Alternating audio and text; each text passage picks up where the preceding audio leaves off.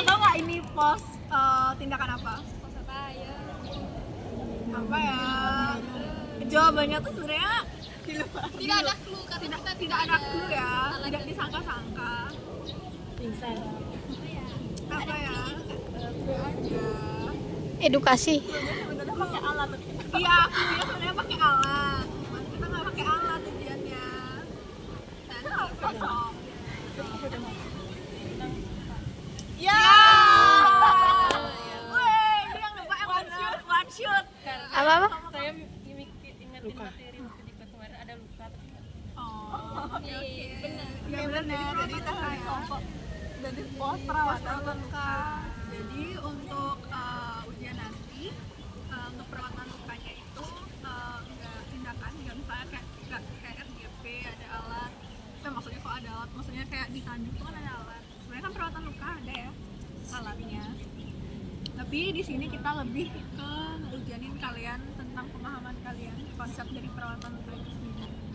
Gitu. Jadi jadi sini santai tapi nggak yang santai-santai banget lah ya. Di sini mereview materi, tapi sebelum kita tanya kalian, mungkin kita bakal ngasih kalian kesempatan dulu untuk ngejelasin apapun itu boleh yang udah kalian pahami dari perawatan luka itu sendiri.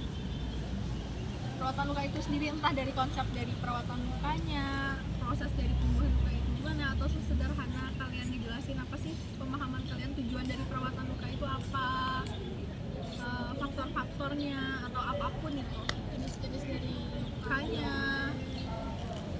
Iya, siapa dulu Harus mau jawab? angkat tangan Present. dan sebutin nama Oh gitu.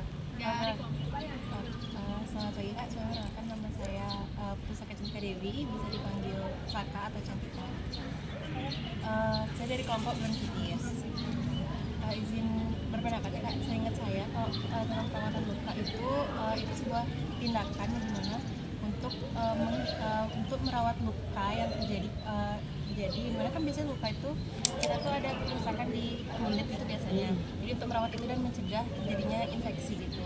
Kemudian jenis luka itu ada luka kronis dan luka akut.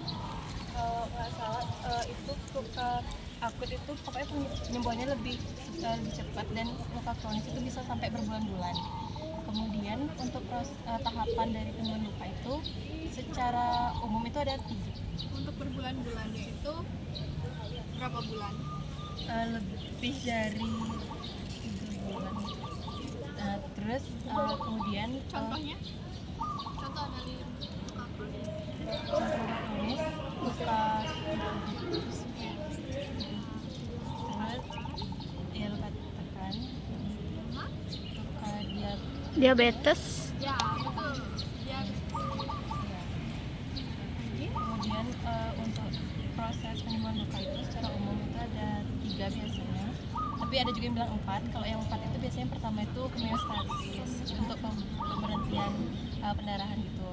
Terus secara umum itu ada yang pertama itu inflamasi atau peradangan, itu biasanya ditandai sama adanya lubor, dolor, kolor, terus tumor fungsioleta juga. Kemudian ada tahap proliferasi, itu mulai terbentuknya granulasi, jaringan granulasi yang untuk penyembuhan luka nanti. Dan yang terakhir itu ada maturasi atau remodeling dari luka. Mungkin sekian. nyebutin tanda-tanda inflamasi itu yang 5. Yang bisa jelasin nggak apa Bisa itu? jelasin. Halo. Yang lain Kalau untuk koral itu kan dia kayak ngerasa panas itu untuk tumor dia ada benjolan terus untuk lubor itu ada kayak kemerah-merahan, kemudian yang satu dolor. Jadi ada yang tahu dolor itu apa? Dolor itu rasa nyeri dari lukanya. Ya, gangguan fungsinya, jadi kayak agak susah. Kalau misalkan luka mungkin kayak karena nyeri jadi susah bergerak. Jadi namanya siapa? Nanda. Ini yang lain ada mau nambah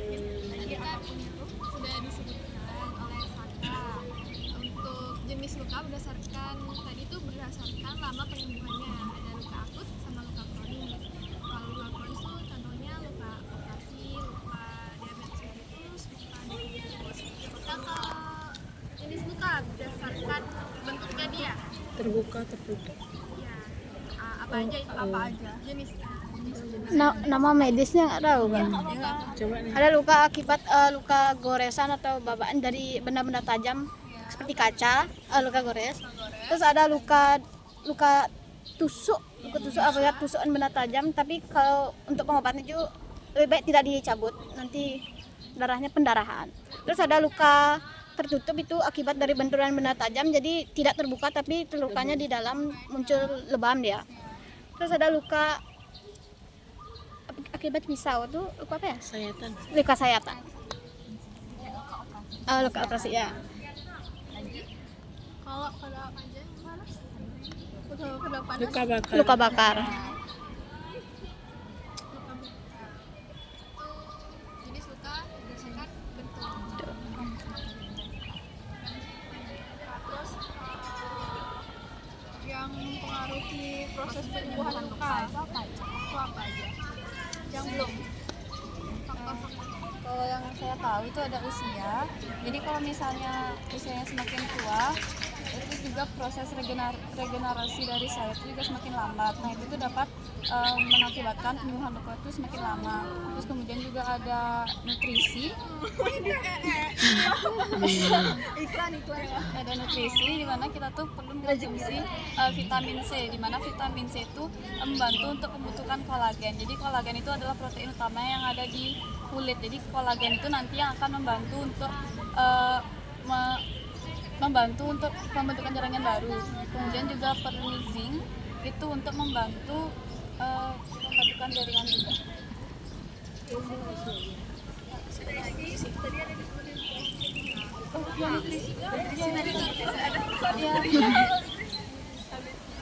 Ada lagi penyakit penyerta itu sih.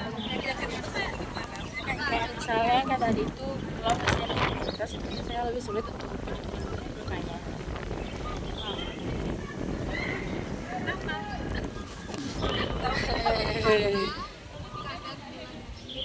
Tinggi.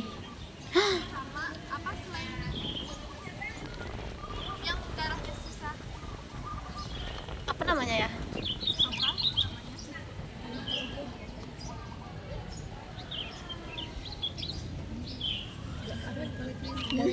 Susah waktu.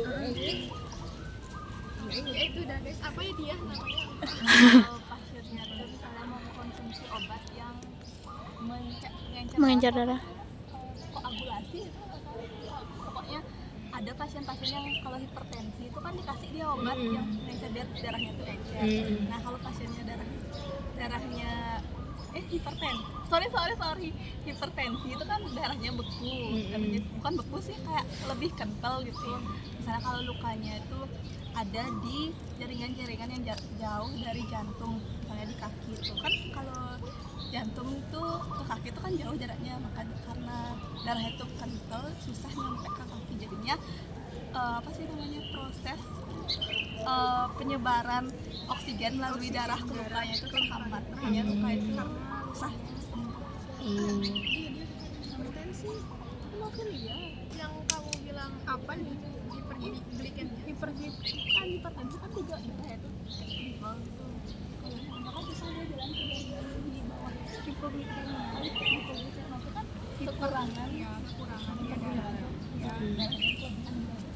juga menyebabkan, karena hiperglikemia itu kan darahnya itu banyak kadar glukosanya. Kalau misalnya dia luka itu kan keluar darah itu kayak kalau hiperglikemia itu kan manis juga dibilang ya, bakteri itu cepat nyebar ke luka yang hiperglikemia.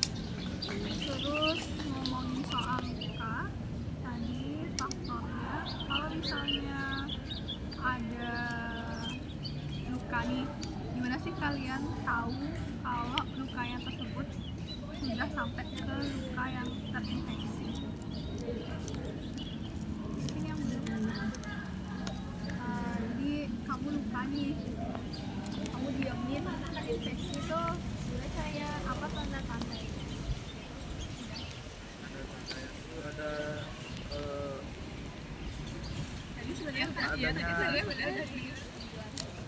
adanya nanah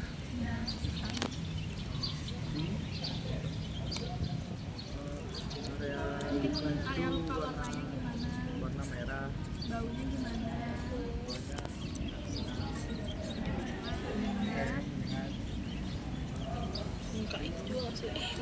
adanya Bengkak termasuk inflasi. gigi saya hitam warna Oh, bengkaknya di luar area Terus luka. kalau misalnya kamu sebagai perawat nih, kamu lihat luka dari pasienmu itu udah mati, nekrotik, udah jadi tambah hitam, jaringan yang hitam, apa yang kamu lakukan?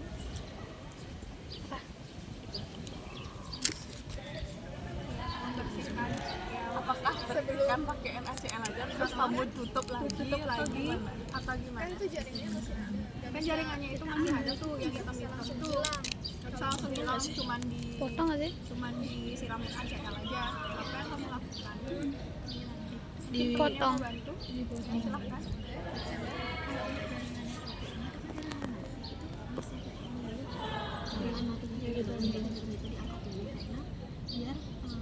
nggak mengganggu proses yang lain. bisa kembali bisa penyembuhan kembali gitu. Kalau takutnya kalau kita biarin jaringan nekrotik itu dia malah nggak sembuh karena bisa menghambat penyembuhan lukanya itu.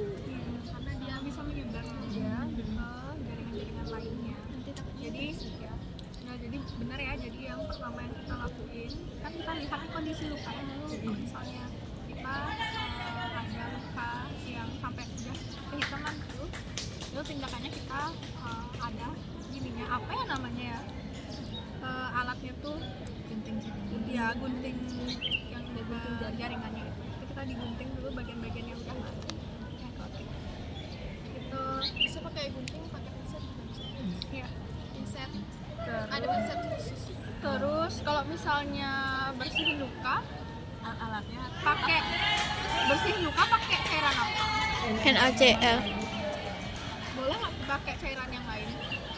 Kayak pakai air biasa itu boleh. Kalau untuk akibat gigitan hewan kayak anjing gitu, itu disarankan untuk di air mengalir.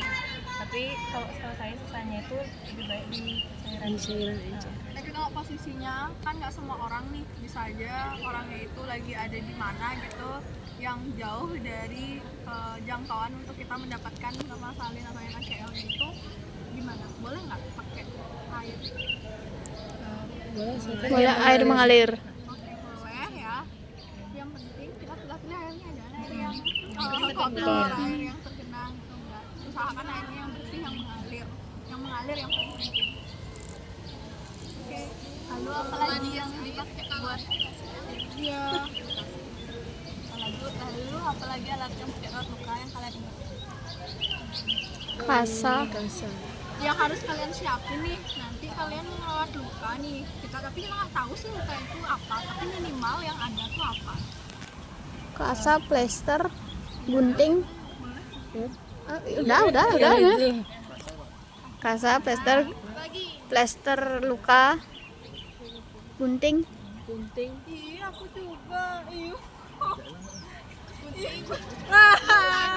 Lebih parah lagi. Itu Kak burungnya. Ya ampun, Bang. Nggak apa-apa, rezeki. Bawa tisu. Apa yang belum disebutin? Kasa, gunting, Plester.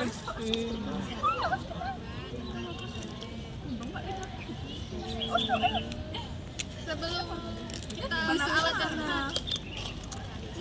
Dia nggak bawa kan? Bekas. Sanitizer. Handscoon. that's good. Kalau ada. Karena kan dari Bekas listrik apa ini? kita nggak tahu apa pasien itu ada penyakit apa. Jadi lebih baik Nggak apa-apa, rezeki ambil sisi positifnya. Emang deruntuh 10 triliun. Orang banget. Dari sedikit. Oh ya. Kira kenapa? Dari sedikit ke kontaminasi nggak sih? Apanya gitu pada bilang apa? Yang dari bersih ke kontaminasi. Kebalik aku dengarnya. Itu sebenarnya itu tergantung. Itu yang penting prinsipnya dari area yang paling bersih ke area yang terkontaminasi. Yang terkontaminasi daerah yang bersih. Siap. habis itu ini karena kita mungkin kalian kan taunya istilahnya dari dalam keluar nih gitu, tapi kan nggak selalu kita ngebersih, ada nih sisi yang di luarnya itu bersih. Saya kasih contoh mungkin kayak ya kolostomi. Kalau kalian tahu kolostomi, ya intinya yang di sini Kantong stoma. kan anus buatan tuh. Nah, itu kan otomatis kan di daerah dalam itu kayak yang kotor, yang paling terkontaminasi. Daerah luarnya itu dia lebih bersih gitu. Jadi nggak selalu dari arah dalam keluar. Intinya prinsipnya daerah yang sedikit terkontaminasi. Ya. Terus sama balutannya juga pada saat kalian membalut luka yang itu kalian perhatikan kondisi lukanya kering atau lembab sah. Ya, Nah, kalau kering lembab. kalian pertama balutin pakai Kasa- kering. Kasa basah. baru yang Kering. Kalau kebalikannya kebalikannya, kalau misalnya basah kering Kering dulu Baru basah. Terus fiksasinya pakai apa? pakai plaster. Plaster. Prinsip dressing yang rice dress Terus ice. Apa pakai ice gitu, compress ice. ya. Itu biasanya kurang dari, kalau lukanya kurang dari 48 jam kalau nggak salah. Terus itu sama itu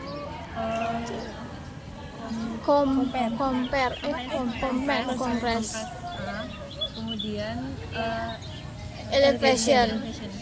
Tinggikan. Sebenarnya ini konsepnya yang kita tahu sekarang. Sebelum itu ada juga konsep TET ini sebenarnya tahu TT. Enggak. TT tekan, tanda titik tekan, elevation, itu istirahatkan itu sebenarnya kayak cara sederhana kita untuk mencegah proses perdarahan itu jadi lebih parah sih. Intinya tekan dia pada titik tekan yang memang perdarahan, sama dia kayak membalut tekan dia agar perdarahannya itu nggak semakin lebih banyak dia keluarnya. Habis itu elevation, tadi tuh elevation menunjukkan habis itu istirahatkan. itu aja sih kemudian besok kalau kita ajarin modul-modulnya Untuk ujian besok lihat aja, tapi intinya nggak pakai alat. Misalnya kalian nggak sampai gini kasa lah gini lah. kayak ujian Nah, oke terima Terima kasih Kak.